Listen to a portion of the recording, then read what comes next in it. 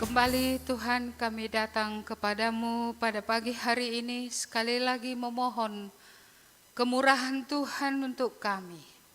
Supaya dikala kami merenungkan firman-Mu, Engkau yang dahulu memberikan firman itu ya Tuhan, akan menyapa kami, akan berbicara lagi kepada kami masing-masing. Engkau mengenal siapa kami, Engkau mengetahui segala yang menjadi pergumulan dan yang kami hadapi. Kami berdoa supaya firman-Mu yang Engkau berikan akan memberikan jawaban, memberikan pertolongan bagi kami ya Tuhan. Mari Tuhan, lawatlah kami sekali lagi hari ini. Engkaulah Allah yang menolong juga hamba-Mu dalam seluruh keterbatasannya, supaya boleh dia menyampaikan apa yang Tuhan mau untuk disampaikan. Berikan pertolongan-Mu, kekuatan, pertolongan di dalam pernafasan dalam semua ya Tuhan. Kami menyerahkan semua yang mendengar, baik yang di rumah, di mana saja pun berada, dan juga di sini. Tuhan, Engkaulah Allah yang tidak melewatkan seorang pun. Berikanlah kami pertolongan-Mu Bapa, dan kalau ada kuasa-kuasa yang lain yang membuat kami mengantuk, yang membuat kami tak dapat mendengar firman-Mu, di dalam nama Tuhan Yesus kami enyahkan, kami usir itu, dan kami hanya memohon Roh Allah leluasa bekerja. Dalam nama Tuhan Yesus kami berdoa. Amin. Silakan duduk. Yang di gereja, yang di rumah juga duduk ya, jangan berdiri lagi. Tadi ikut berdiri atau enggak ya? Ya, mari kita membuka kitab kita. Hari ini kita akan melihat dari Kisah Para Rasul, pasal yang kelima, ayat yang ke-17 sampai habis.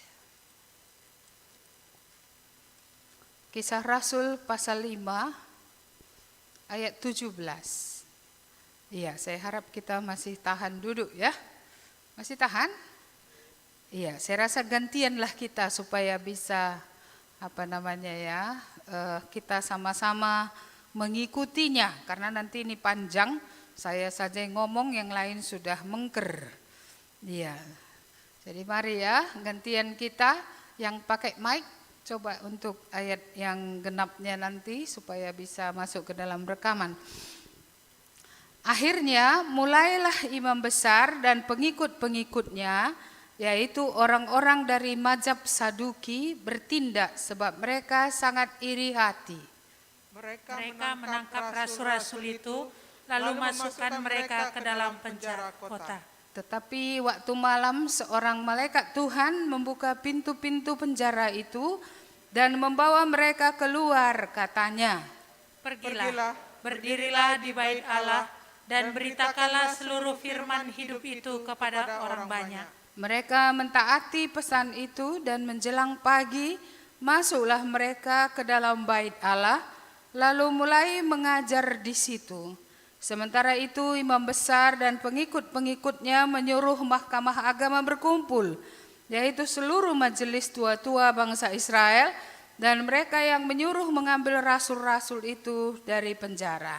Tetapi ketika pejabat-pejabat datang ke penjara, mereka tidak menemukan rasul-rasul itu di situ. Lalu mereka kembali dan memberitahukan, katanya, kami mendapati penjara terkunci dengan sangat rapinya, dan semua pengawal ada di tempatnya di muka pintu. Tetapi setelah kami membukanya, tidak seorang pun yang kami temukan di dalamnya.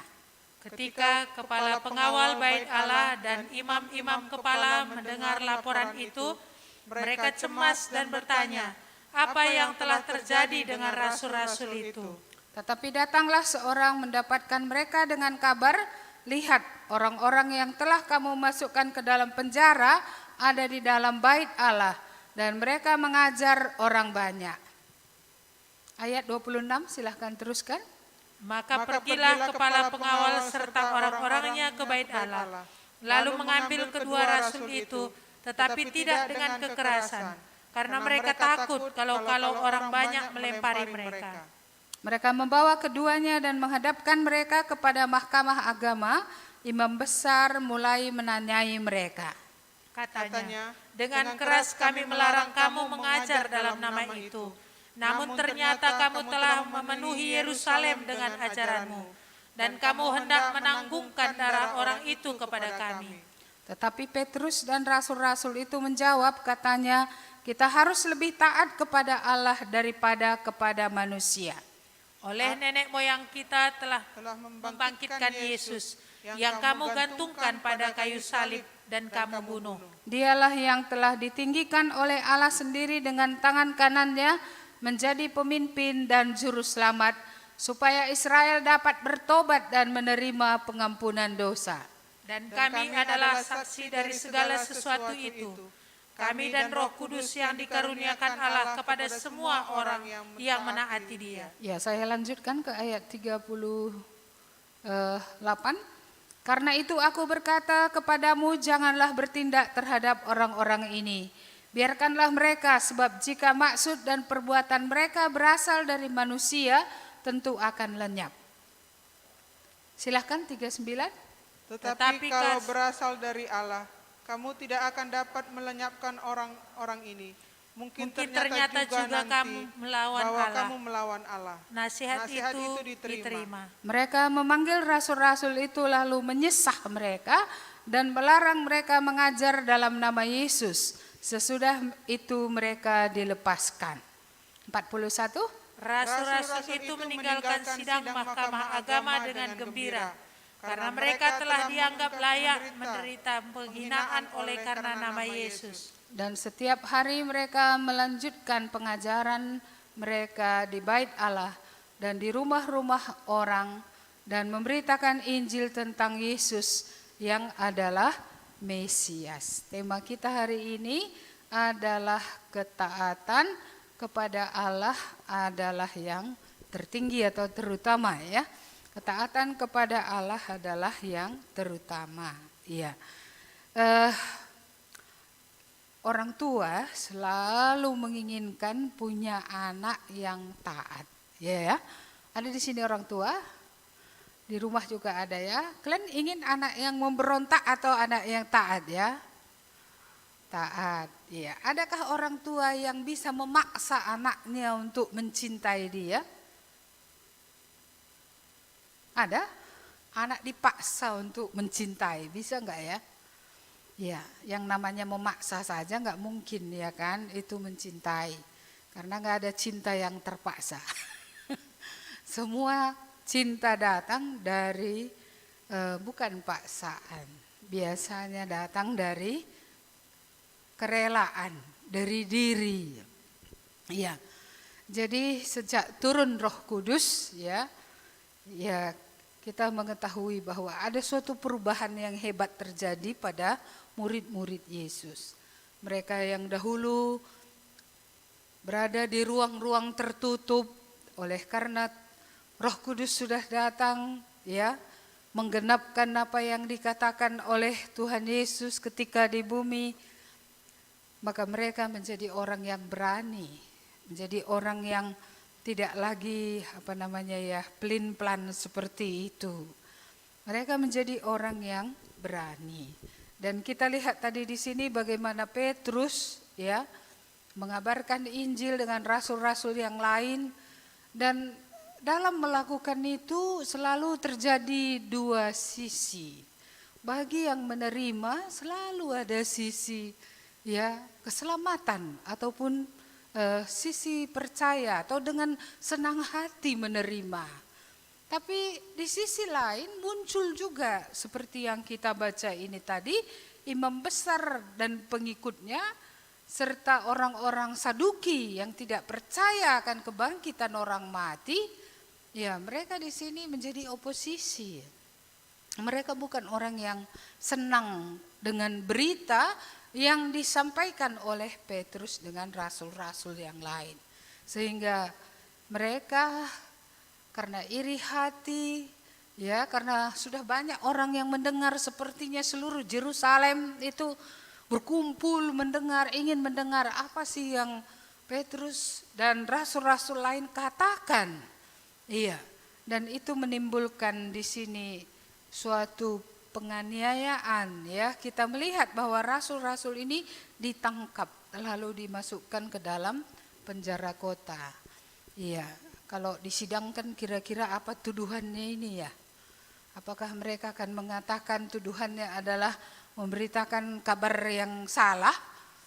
Iya, padahal iya, apa yang mereka beritakan tidak salah. Memang Allah sudah membangkitkan Yesus yang mereka bunuh di Golgota, di atas kayu salib.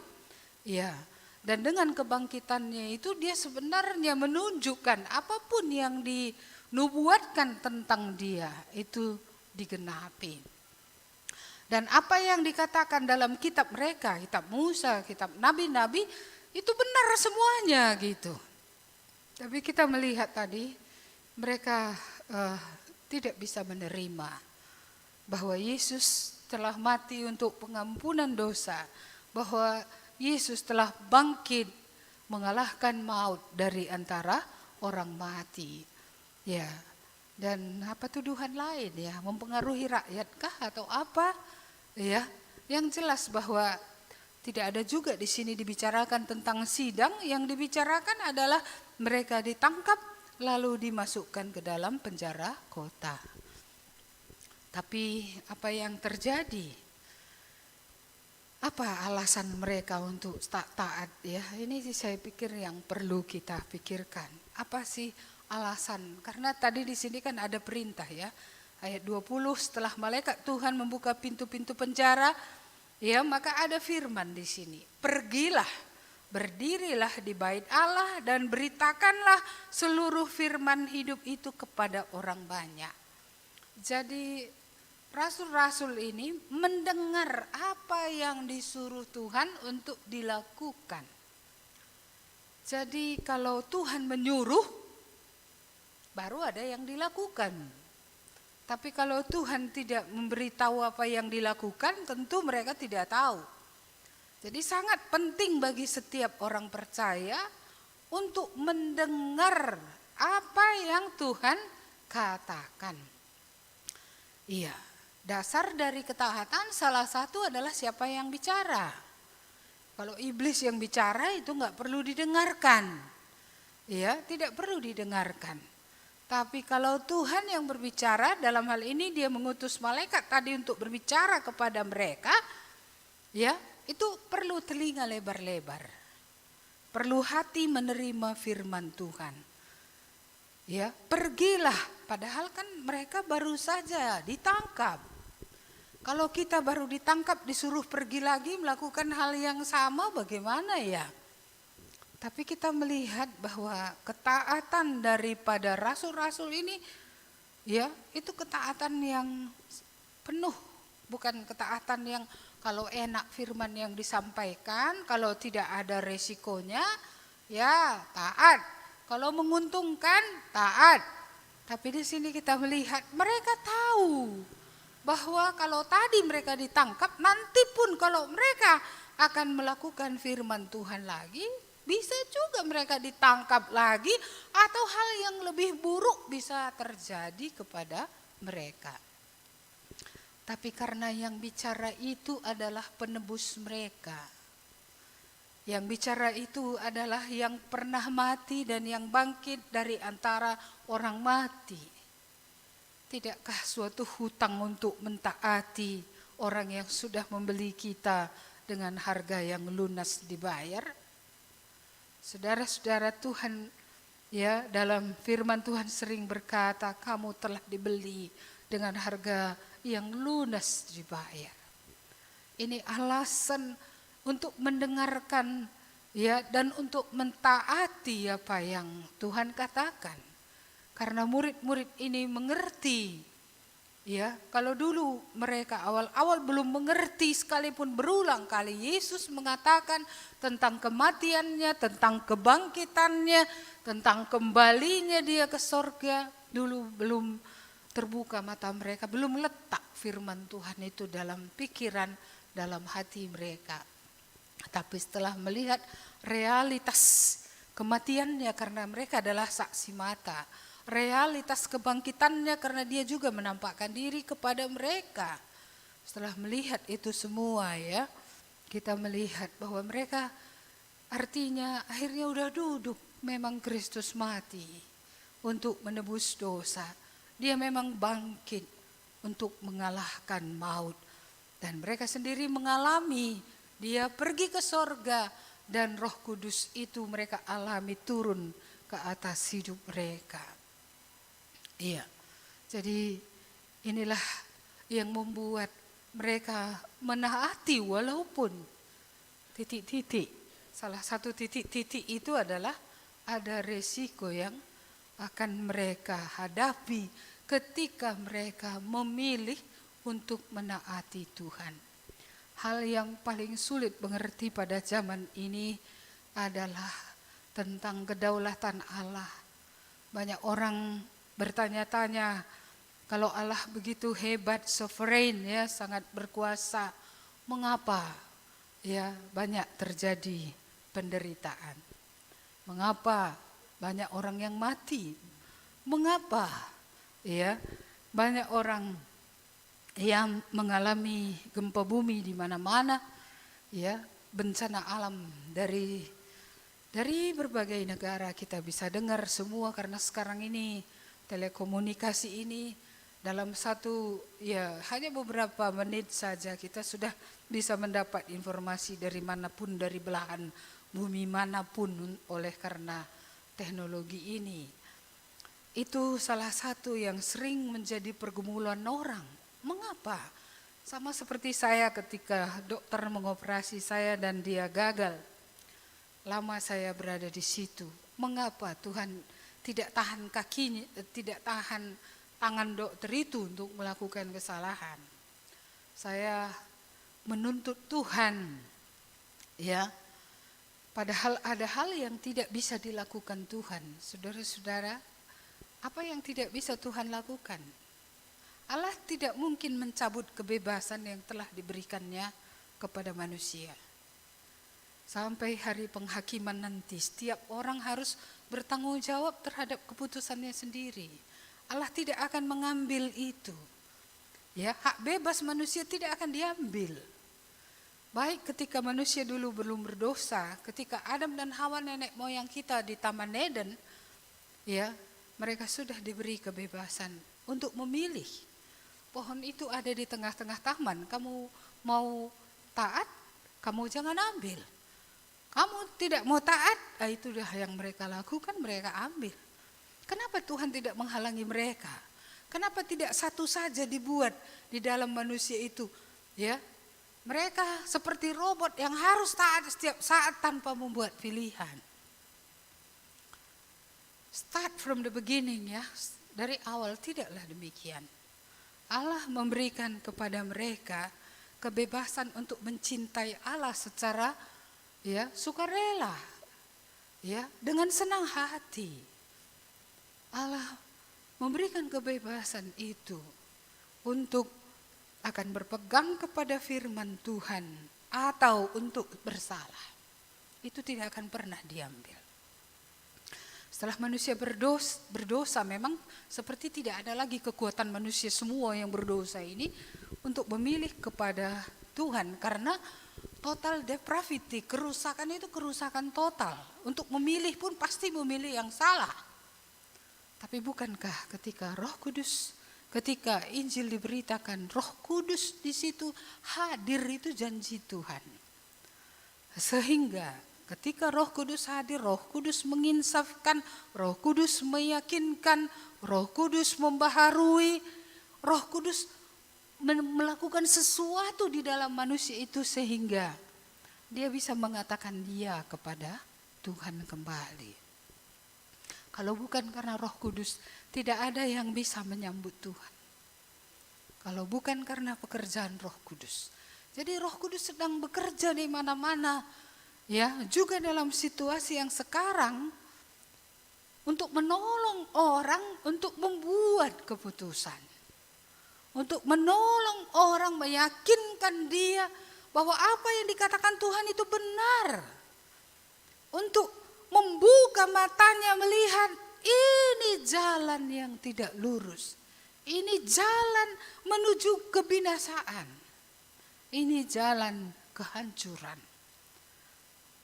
Kita senang kalau mendengar Roh Kudus bekerja di tengah-tengah dunia sejak sebenarnya dahulu hanya menemani orang percaya dalam perjanjian lama, tapi setelah Roh Kudus dicurahkan, dia juga menyertai orang percaya dalam perjanjian baru, juga bagi kita sekarang, tapi dia juga bekerja dalam pemberitaan Injil di mana-mana.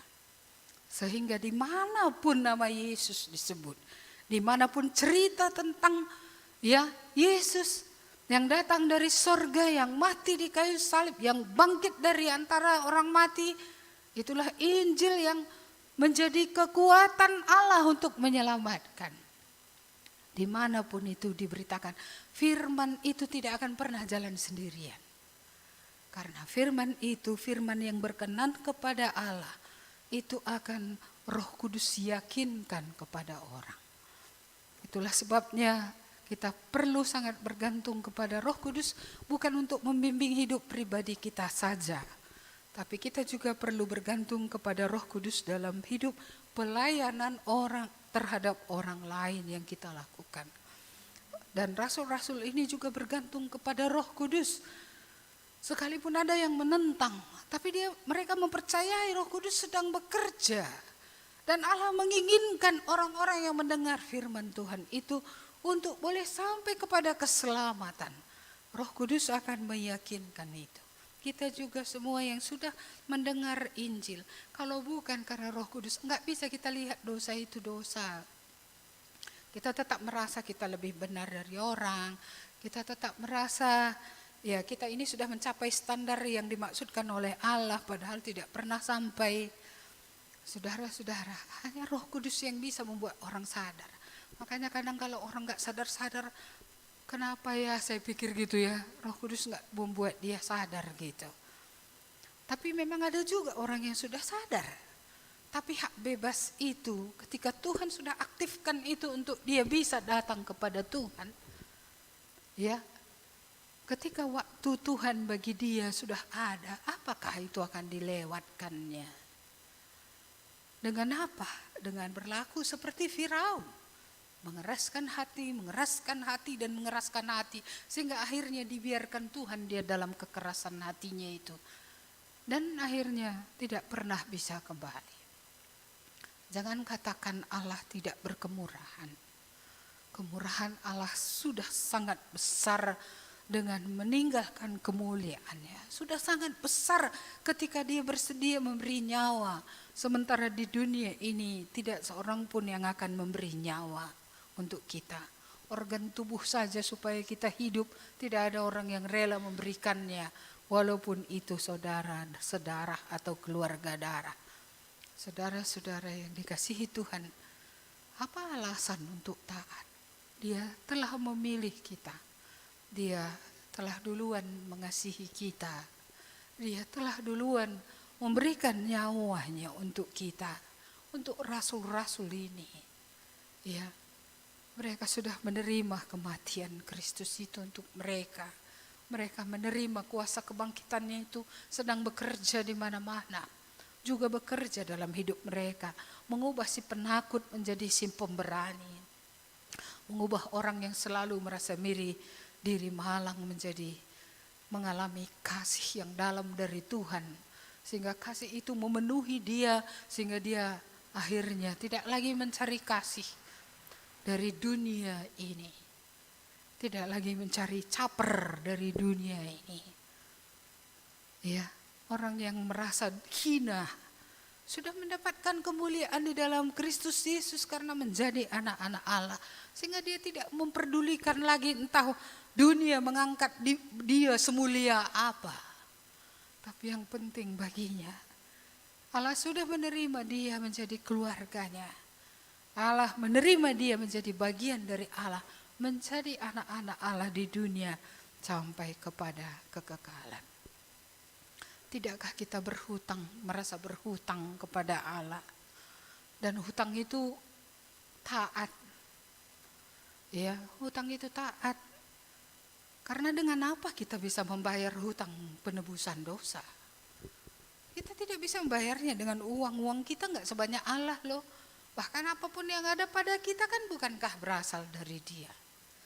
Satu-satunya, ya, ucapan syukur terbesar adalah ketaatan. Ucapan syukur yang terbesar adalah ketaatan, tidak ada yang lain. Ya, dan kita berhutang ketaatan kepada Allah yang sudah benar-benar memberikan hidupnya bagi kita. Iya, bukankah kalau Tuhan sudah memberikan semuanya, seharusnya dengan senang hati kita menaati Dia, bukan dengan berat hati. Terpaksa ini, kalau enggak nanti aku dihukum. Saya harap kita bukan orang Kristen yang taat oleh karena takutnya kita dihukum. Tapi kita taat oleh karena kita tahu Allah tidak akan pernah salah dalam seluruh keputusannya.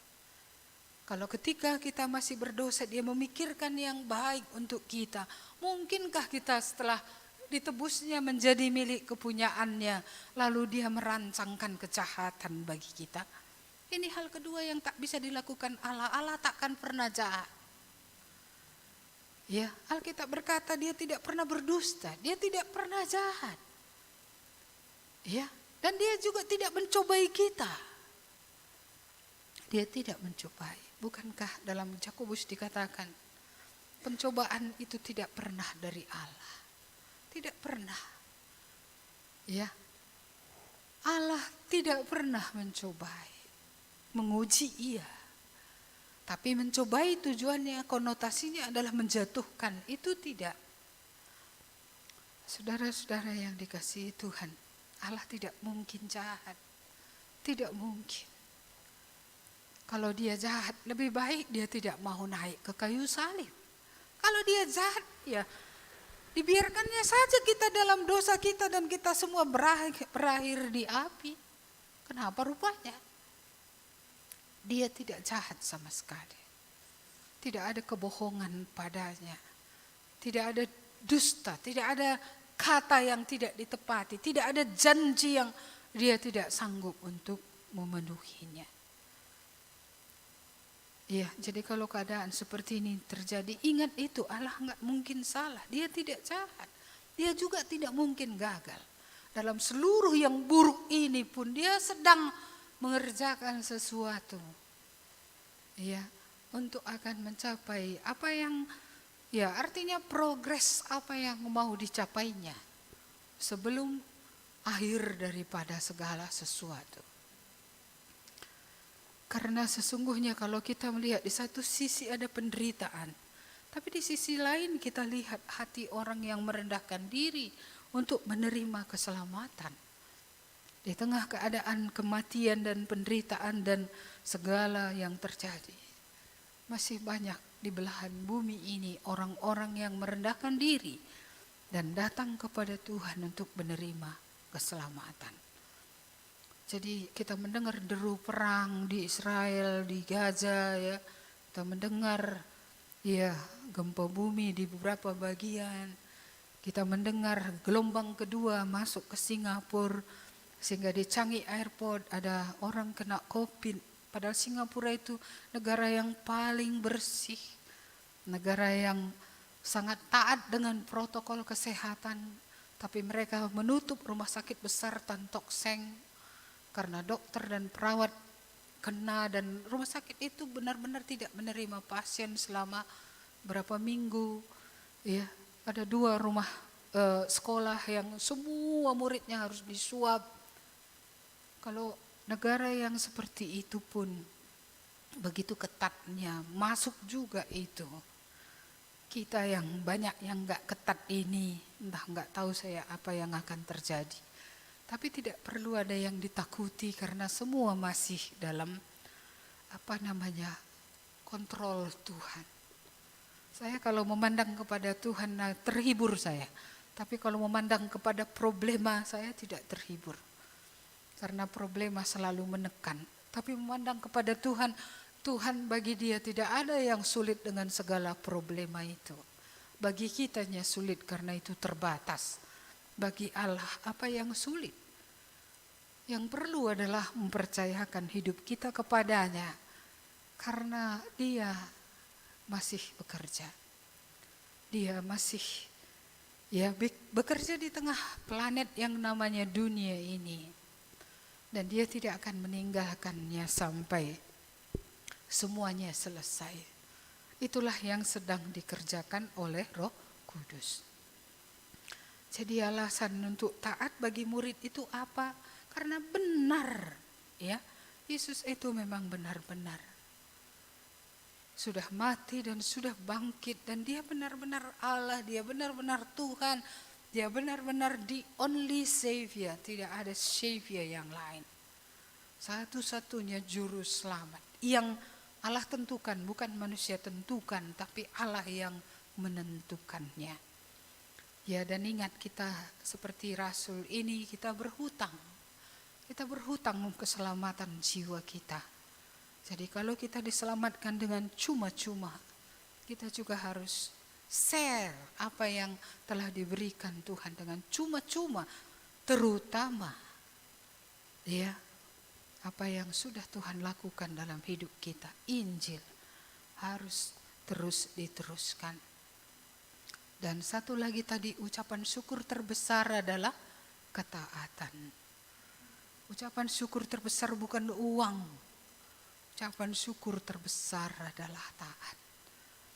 Ya, saudara-saudara, bagaimanakah rasul-rasul ini taat? Mereka tadi dengar firman Tuhan. Malam itu mereka dikeluarkan. Besok pagi-pagi sekali mereka sudah berdiri di bait Allah. Ya, melakukan apa yang malaikat Tuhan katakan. Berarti ketaatan yang tidak menunda-nunda. Kan bisa, malam tadi baru pulang dari penjara, Tuhan ngineplah kami dulu, istirahat 1 hari gitu kan. Ini enggak, early morning, pagi-pagi sekali mereka sudah ada di bait Allah. Yang kebingungan malah semua yang lain, ya, tua-tua itu, mahkamah agama yang bersidang, ambil orang itu dari penjara. Penjaga masih di pintu, semua penjaga masih pada posisinya. Tetapi yang dicari nggak ada. Yang dicari nggak ada. Lalu orang itu jadi susah. Apa yang terjadi dengan orang itu ya? Apa yang terjadi dengan orang itu ya? Gitu ya. Iya. Dan akhirnya ada yang melapor. Mereka lagi khotbah lagi. Di mana? Di tempat yang sama, di bait Allah. Mereka khotbah lagi gitu ya. Iya. Dari tadi gak ngerti apa yang terjadi, kurasa apa yang terjadi. Seharusnya mereka terheran-heran kan gitu ya. Kenapa sih mereka kok ada di bait Allah? Padahal seluruh penjaganya bisa disogok. Iya, pasti penjaga-penjaga itu takut menerima sogokan. Karena kalau orang ya tahanan negara dilepaskan, nyawa mereka taruhannya. Nggak akan ada yang bisa disogok. Saudara-saudara yang dikasihi Tuhan, ketaatan yang segera, tidak menunda-nunda. Banyak orang berdoa, Tuhan aku mau taat. Ketika Tuhan bilang, enggak langsung taat. Menunda lagi entah berapa lama, sampai nanti waktunya sudah habis. Ya, kalau Tuhan menyuruh kita pergi kepada seseorang, lalu kita enggak ngomong, mati dia dulu, baru aku mau taat. Jadi bagaimana? Rasul-rasul ini tidak taat dalam penundaan, bukan. Mereka taat segera. Langsung melakukan apa yang Tuhan katakan. Mereka dengan sepenuh hati tadi, sekalipun resikonya mungkin mereka ditangkap lagi. Mungkin akan lebih berat lagi. Mereka dipenjarakan dan sekali ini mungkin tidak dilepaskan. Ya, mungkin saja juga mereka bisa dibunuh. Mereka siap membayar harga. Jadi ketaatan itu siap membayar harga. Ketaatan dilakukan dengan sepenuh hati. Ketaatan yang segera. Ketaatan yang tidak menunda-nunda. Ya, ini yang kita lihat tadi soal ketaatan ini. Mari kita lihat kembali ayat yang ke-28.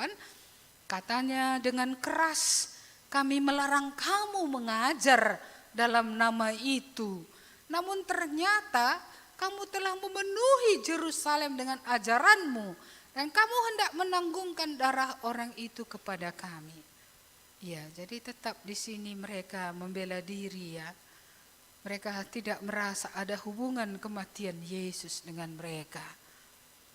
Dan bahkan menuduh Petrus dengan mengatakan, kau mau tanggungkan darahnya sama kami ya gitu. Iya, padahal darah Yesus yang ditanggungkan untuk mereka. Darah Yesus yang ditanggungkan untuk mereka. Jadi kita melihat di sini hal yang sama lagi dengan keras kami melarang. Ya, dan akhirnya mereka berembuk lagi. Dan hasil rembukan itu tetap sama. Supaya melarang untuk terus memberitakan Injil. Tapi di tengah rapat yang mereka lakukan ini, Tuhan memunculkan seorang tokoh dari antara mahkamah agama itu yang bernama Gamaliel. Ya, dia sedikit review sejarah. Dulu ada seorang yang bernama si Teudas katanya ya. Iya, dan orang itu mengaku seorang istimewa. Ada pengikutnya, tapi setelah dia mati pengikutnya tercerai-berai. Lalu ada lagi muncul si Judas dari Galilea ayat 37. Ia menyeret orang banyak dalam pemberontakannya, tapi ia juga tewas dan cerai-berailah seluruh pengikutnya. Jadi usul Gamaliel adalah pada ayat 38. Ya, jangan bertindak terhadap orang ini, biarkan mereka, sebab jika maksud dan perbuatan mereka berasal dari manusia tentu akan lenyap. Itu karena dia belajar dari sejarah tadi, kalau seorang pemimpin mati maka ajarannya atau pengikutnya itu akan tercerai-berai atau lenyap. Ayat 39, tapi kalau berasal dari Allah kamu tidak akan dapat melenyapkan orang-orang ini. Mungkin ternyata juga nanti bahwa kamu melawan Allah. Dan nasihatnya ini diterima. Tapi kenapa disesah lagi? Ayat 40. Mereka memanggil rasul-rasul itu lalu menyesah mereka dan melarang mereka mengajar dalam nama Yesus. Sesudah itu mereka dilepaskan. Jadi disesah. Disesah itu dipukul ya. Iya. Mereka disesah berarti dipukul. Dan sesudah itu kembali lagi, jangan cerita tentang Yesus kepada orang lain. Tetapi apakah murid-murid itu atau rasul-rasul itu akan berhenti? Tidak akan ada satupun yang pernah berhenti. Tidak ada satupun yang pernah berhenti. Iman yang benar akan menghasilkan tindakan yang benar. Dan karena ini adalah yang berharga. Dan ini adalah kebenaran yang menyelamatkan. Dan dunia membutuhkan berita ini. Siapa yang dapat berhenti? Karena di luar dia tidak akan ada seorang pun yang dapat diterima oleh Allah. Tidak seorang pun. Mungkinkah mereka berhenti kalau inilah kebutuhan seluruh dunia? Mungkinkah kita juga berhenti? Ya, kalau ini kebutuhan semua manusia. Saudara-saudara, kita tidak bisa berhenti. Pandemi ini seharusnya tidak menghentikan kita. Kalau metode untuk berkumpul ya sangat sulit kecuali beberapa orang saja. Kita harus meminta hikmat Tuhan, cara-cara lain, bagaimana caranya. Karena Allah tidak akan bisa dihambat. Injil tidak akan bisa dihambat ke seluruh dunia. Karena itu sudah menjadi tujuan Tuhan. Dan Tuhan tidak akan pernah gagal. Manusia bisa gagal dan dia diganti oleh orang lain yang lebih taat. Tapi Tuhan tidak gagal. Rencananya akan terus progres terus sampai kepada endingnya. Ya, itu akan terus. Dan akhirnya akan genap nanti seluruh suku bangsa. Ada yang mewakilinya di sorga. Dengan berpakaian putih karena sudah ditebus oleh darah anak domba. Saudara-saudara, Allah ini lagi yang tidak mungkin Allah buat. Allah tidak mungkin gagal. Allah tidak bisa gagal. Allah tidak mungkin gagal. Iya. Rencananya masih terus di tengah seperti ini. Jadi kurasa berhentilah bertanya mengapa. berhentilah bertanya mengapa, tapi serahkanlah diri kepada Tuhan. Bahwa Tuhan bekerja, dia tahu apa yang dia sedang perbuat. Dalam hal-hal yang tidak terpahami pun, siapa rupanya manusia sehingga bisa memahami seluruh rancangan Allah mulai dari awal sampai kepada akhirnya. Terlalu kecil kita untuk memahami seluruh program, bahkan rencana penyelamatan saja tidak terselami oleh manusia. Ya, orang-orang mungkin tidak melihat pada zaman Ester usaha untuk menghancurkan seluruh bangsa Yahudi sehingga tidak muncul lagi nanti juru selamat kalau anihilasi atau semua mereka dilenyapkan dari muka bumi. Bagaimana mau Tuhan memunculkan seorang Ester, seorang biasa-biasa saja menjadi penyelamat bangsanya? Siapa yang bisa mengerti Rut yang adalah bukan orang Israel, yang kemudian harus berangkat ke tanah Israel meninggalkan negerinya. Ya, dan bertemu dengan orang Israel yang bernama Boas, seorang penyelamat yang mengembangkan sayapnya untuk dia. Dan dia menjadi nenek moyang daripada Yesus Kristus. Siapa yang bisa memahami itu? Kenapa justru Rut? Kenapa enggak orang lain? Tapi Boas sudah mengembangkan sayapnya kepada Rut, menerima dia sebagaimana dia ada. Dan mereka dipakai Tuhan menjadi alat, ya, untuk menjadi nenek moyang daripada Yesus Kristus. Allah juga sudah mengembangkan sayapnya bagi kita. Kalau bagi Rut, Boas adalah penyelamat. Bagi kita, Yesus Kristus adalah penyelamat yang sudah mengembangkan sayapnya, yang sudah mendekap dan melindungi kita, yang sudah mengasihi kita dan menyediakan semua yang kita perlu untuk hidup memuliakan Dia. Saudara-saudara, ya, mari. Supaya sebagaimana Rut yang tidak layak setelah dilindungi oleh si penyelamat, dia dipakai oleh Tuhan. Kita juga yang tidak layak karena kita dari bangsa-bangsa penyembah berhala. Tapi Tuhan sudah datang menyelamatkan kita, menaungi kita di bawah kepak sayap keselamatan yang Dia ulurkan kepada kita.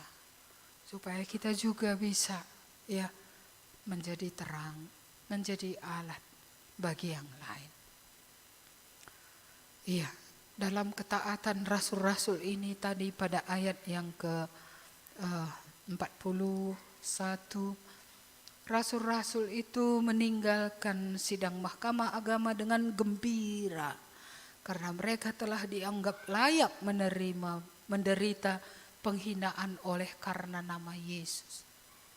Apakah kita kalau dianiaya gembira? Apakah kalau karena nama Yesus kita mengalami sesuatu yang tidak mengenakkan, kita gembira?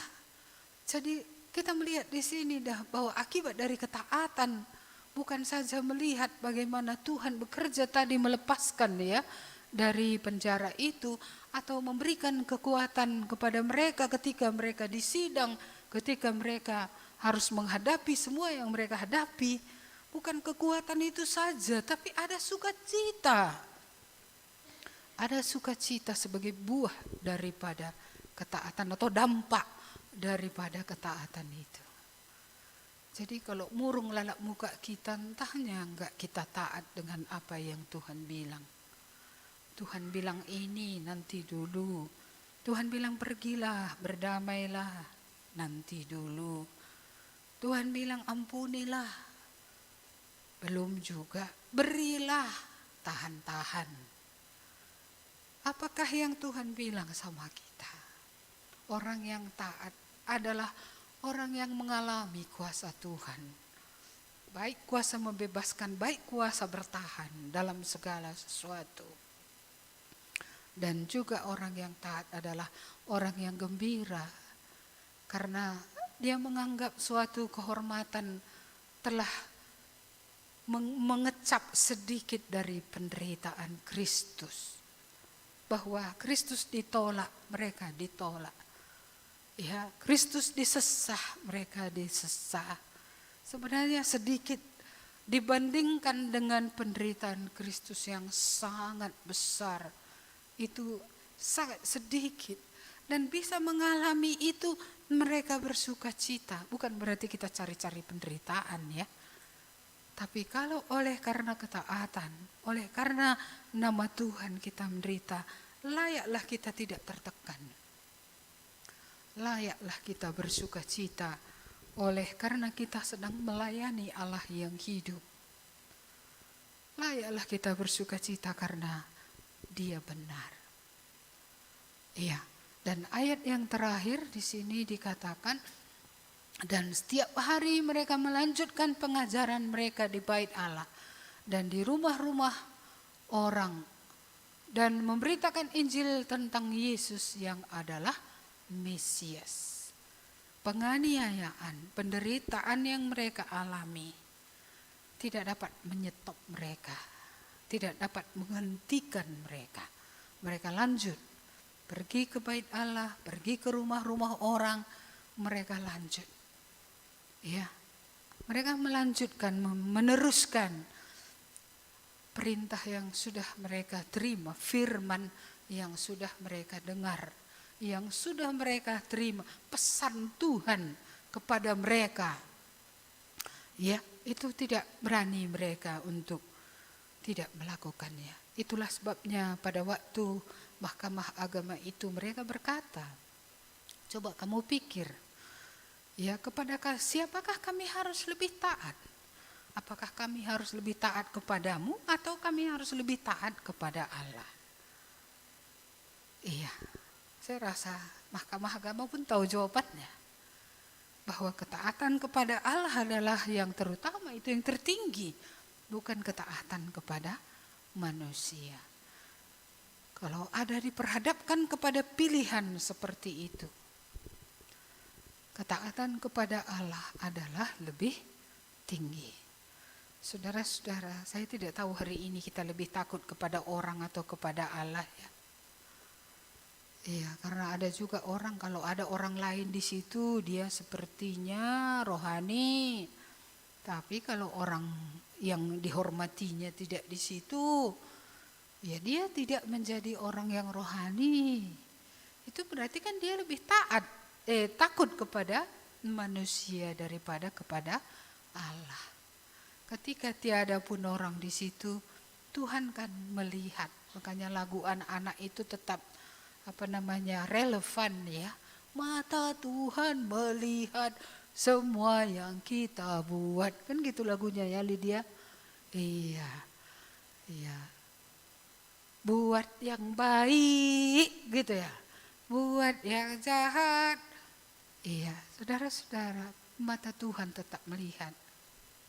Ada tidak orang yang kita hormati tidak ada di situ pun Tuhan tetap lihat. Lagi pula kenapa kita takut sama manusia? Apa rupanya yang bisa dilakukan manusia?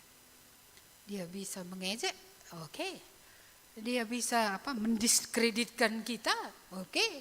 Dia bisa naruh punggungnya ke kita, oke. Apa rupanya yang bisa dilakukan oleh manusia? Dia bisa membunuh, bisa juga. Iya, saudara-saudara, Tuhan apa yang bisa dia buat? Dia tidak bisa tidak setia. Itu sebabnya kita tidak setia, dia tetap setia untuk menarik kita dengan segala cara. Kalau dengan cara ini belum juga akan bertobat, cara lain belum bertobat, cara lain belum, sampai semua akan selesai. Semua dibuat dan kamu juga belum bertobat, jangan salahkan Tuhan kalau kamu dipanggang. Tapi Allah bukan Allah yang tidak punya effort, usaha. Ya, penyakit yang kita alami, penderitaan yang kita alami, keadaan ekonomi yang kita alami, kegagalan demi kegagalan yang kita alami. Satu sisi, bukan seluruh sisi. Satu sisi ini menuntun kita untuk merendahkan diri. Aku hanya debu. Aku hanya debu Tuhan. Aku bukan siapa-siapa. Selama ini kupikir aku bisa hidup tanpamu. Selama ini kupikir aku bisa melakukan semuanya, hebat kurasa aku. Akhirnya kita bisa sampai, I am nothing. Nothing, really nothing. Bukan siapa-siapa, bukan apa-apa pun. Dan kalau tidak ada anugerah Tuhan untuk kita, kita pun akan berbaris juga ke dalam hukuman kekal itu. Kalau Tuhan tidak membelokkan dengan menarik perhatian kita, dengan melempar batu, dengan mengizinkan gerobak ya untuk menabrak kita, kita tidak akan berpaling. Kita akan jalan lurus kepada kebinasaan. Tapi dengan segala peristiwa yang kita alami, sebenarnya Tuhan sedang berkata, aku di sini. Apakah kamu melihat? Aku sudah lama menunggumu. Apakah engkau sudah melihat? Saudara-saudara yang dikasihi Tuhan, never stop. Jangan pernah berhenti untuk terus menyatakan Tuhan itu. Karena Tuhan juga tidak pernah berhenti. Dia tidak pernah berhenti sampai pulang ke surga. Dia tidak pernah berhenti. Dan dia mengutus Roh Kudus juga yang tidak pernah berhenti.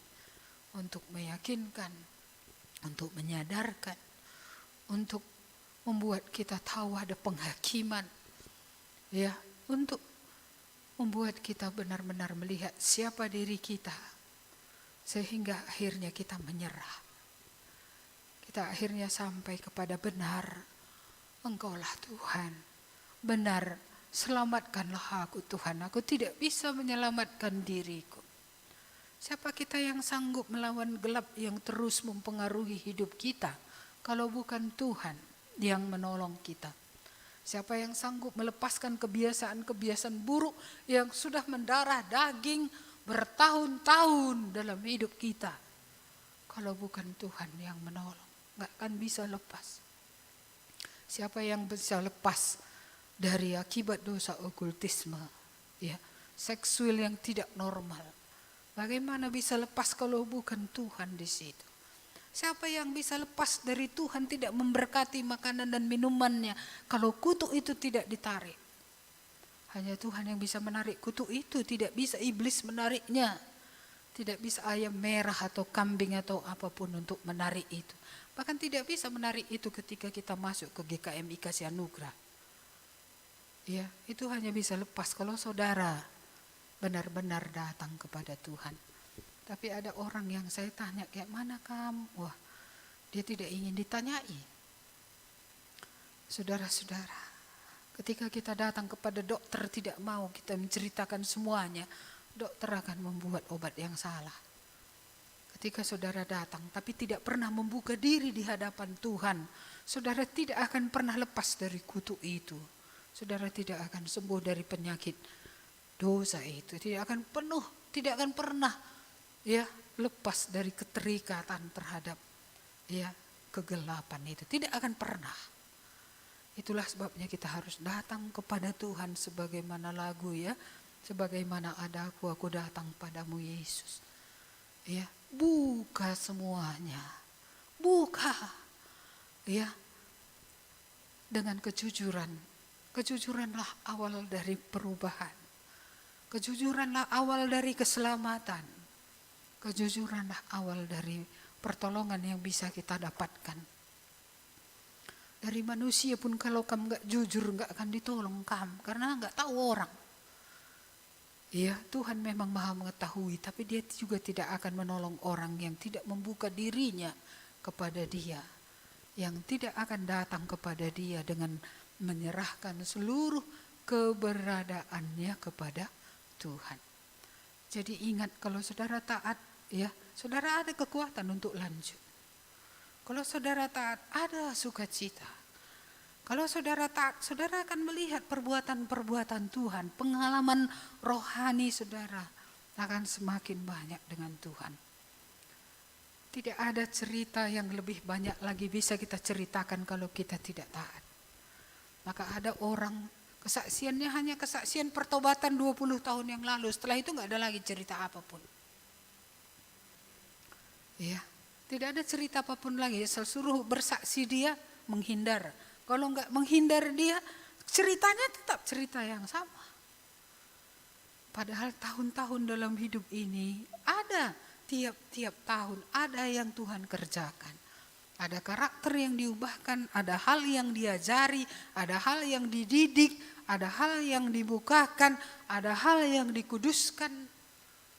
Sepanjang hidup kita banyak pelajaran.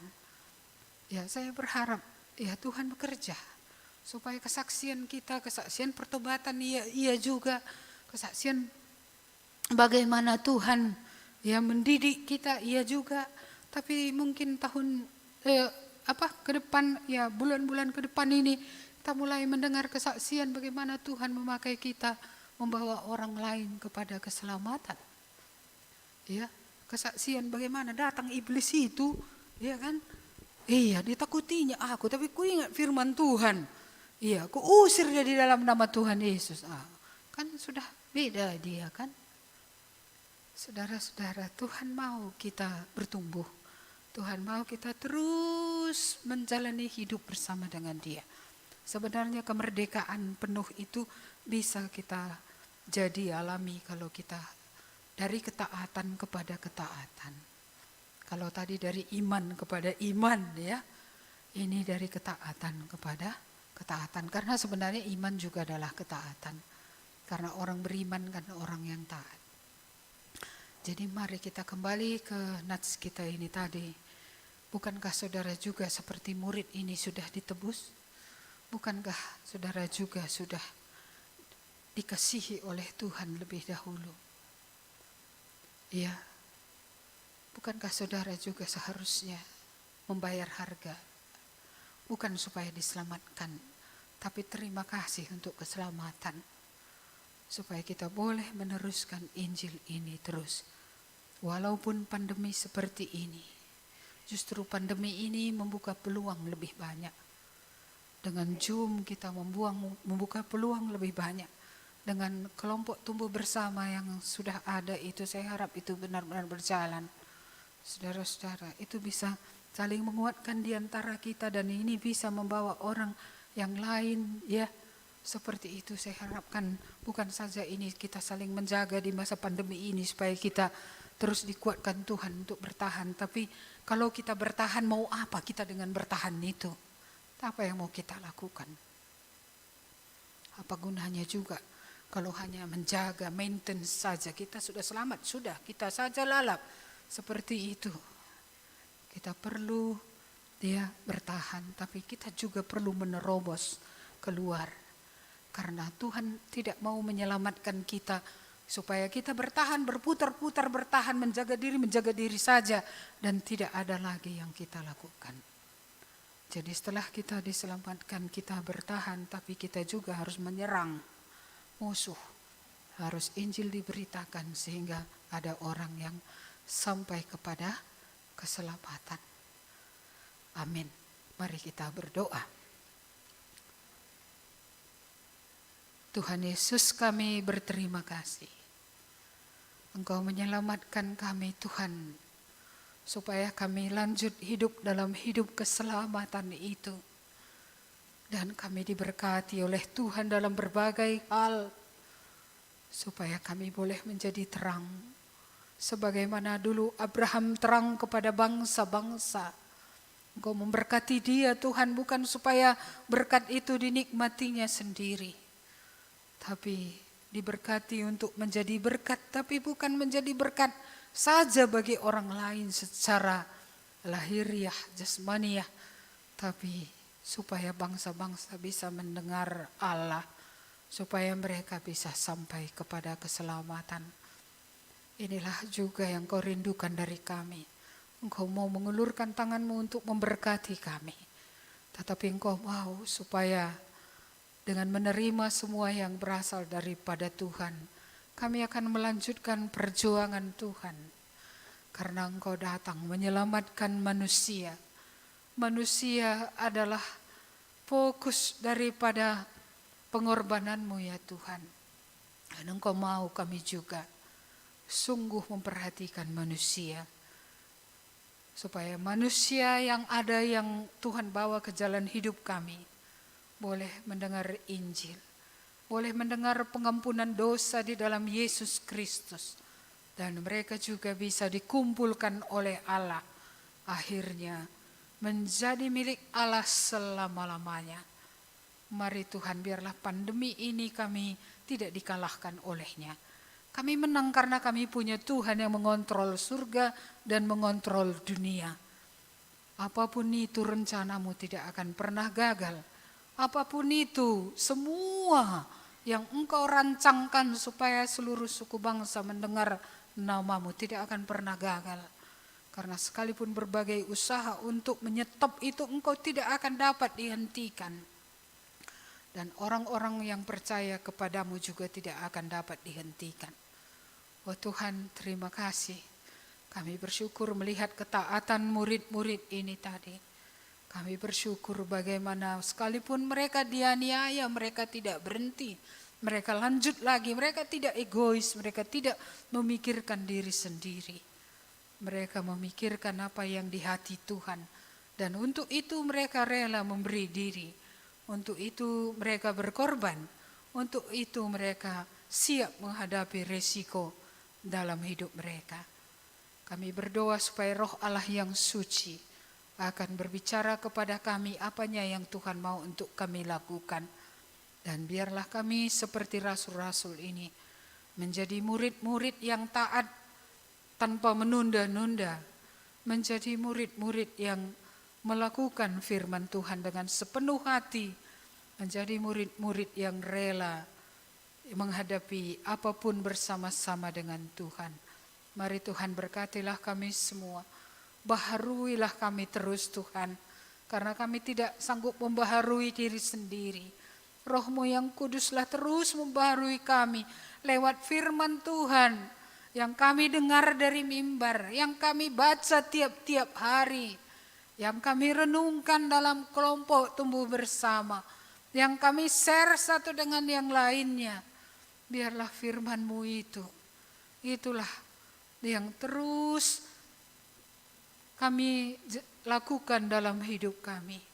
Supaya dengan demikian sungguh kami akan bersuka cita. Sungguh kami akan mengalami perbuatan-perbuatan Tuhan.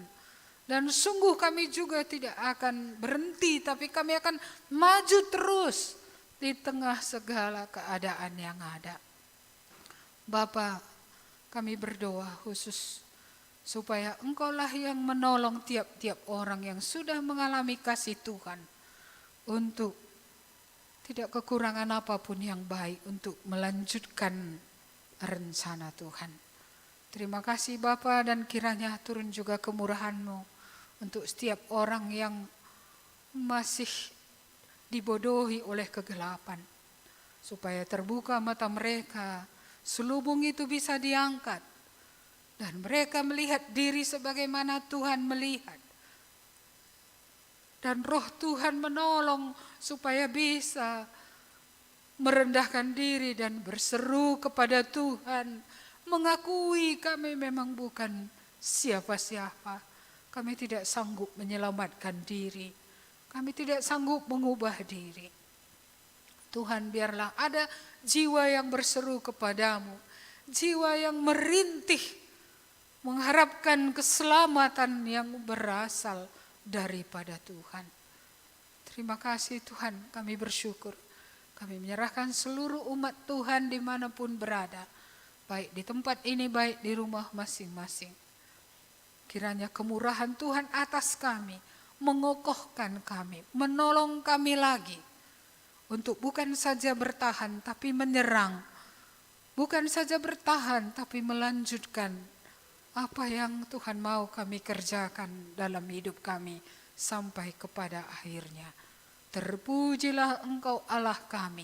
Di dalam nama Tuhan Yesus kami berdoa dan mengucap syukur. Amin. Kepada Allah beri puji.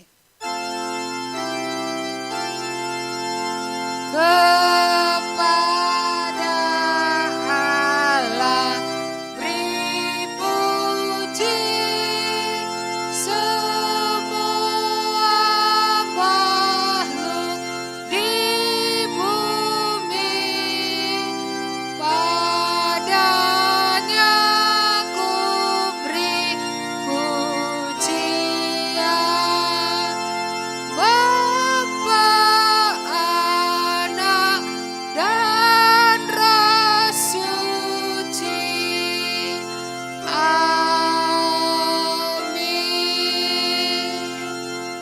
Amin. Selamat hari Minggu untuk kita semua. Tuhan memberkati, baik yang di rumah juga ya.